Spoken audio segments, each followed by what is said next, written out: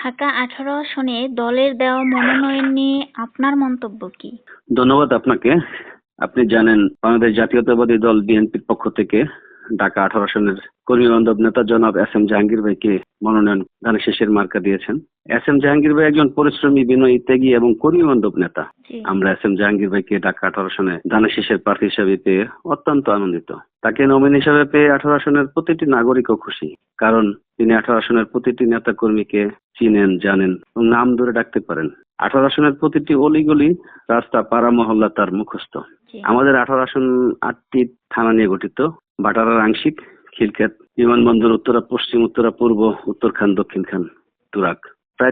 আমাদের S M Jahangir ভাই প্রায় ৩০ বছর ধরে আমাদের সাথে বসবাস করেন। এই দীর্ঘ সময়ে তিনি বহু নেতাকর্মী সৃষ্টি করেছেন, আমাদের সাথে আন্দোলন সংগ্রাম করেছেন, নেতৃত্ব দিয়েছেন। তিনি ছাত্রদল নেতা থেকে শুরু করে যুব নেতা, বর্তমানে তিনি বিএনপি নেতা।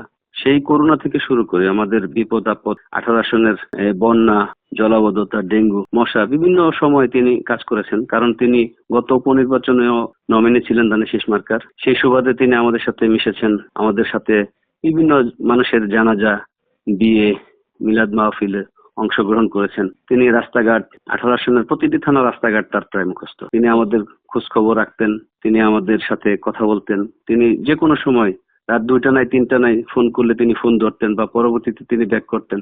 তার মতো নেতা পেয়ে আমরা খুশি। তিনি কি এলাকা ভিত্তিক ভাবে জনপ্রিয়?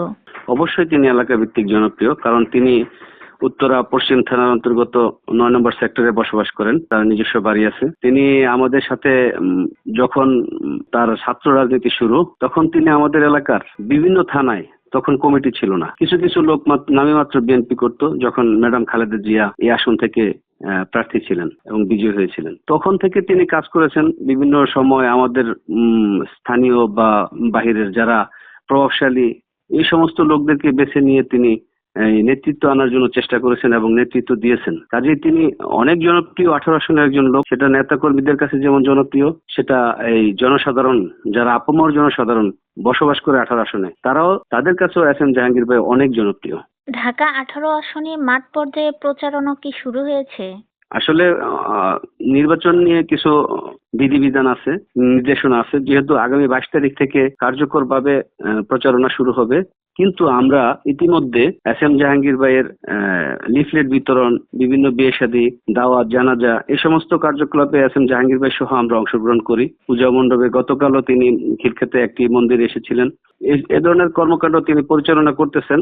আমরাও বিভিন্ন আত্মীয় স্বজন, বন্ধু বান্ধব, পাড়া প্রতিবেশী, মহল্লাবাসী যারা আছেন, তাদের সাথে যোগাযোগ রাখতেছি এস এম জাহাঙ্গীর ভাইয়ের পক্ষে, যাতে তারা ধানের শীষের পক্ষে ভোট দেন। এ ধরনের কর্মকাণ্ড আমাদের অব্যাহত আছে, কিন্তু নির্বাচনী প্রচারণাটা আগামী ২২ তারিখ থেকে শুরু হবে। দল কি সবচেয়ে যোগ্য ব্যক্তিকে নির্বাচন করেছে বলে আপনি মনে করেন? জি, আমি মনে করি, শুধু আমি না, ১৮ আসনের প্রতিটি নেতাকর্মী মনে করে এস এম জাহাঙ্গীর ভাই ১৮ আসনের যোগ্য একজন ব্যক্তি প্রার্থী। তাকে যদি নমিনেশন দেয়া না হতো, তাহলে এই ১৮ আসনে হাহাকার পড়ে যেত, মানুষে আফসোস করত।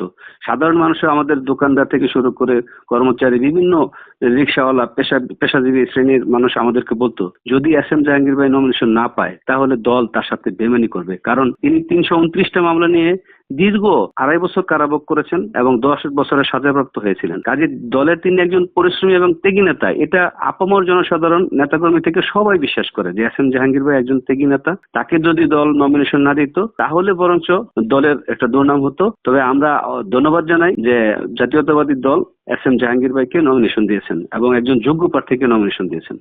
জিবিসি টেলিভিশনের পক্ষ থেকে আপনাকে ধন্যবাদ।